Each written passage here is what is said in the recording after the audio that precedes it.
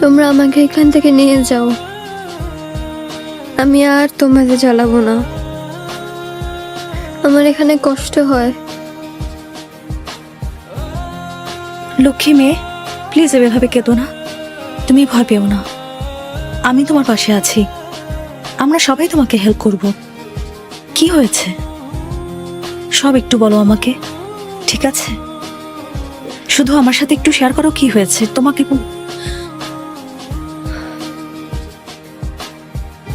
সিঁড়ি থেকে পড়ে গিয়ে ব্যথা পেয়েছে।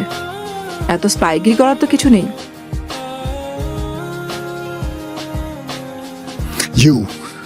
You are a complete liar. আপনার সাথে কথা বলা অসুস্থ আপনি। হয়েছে আপনার?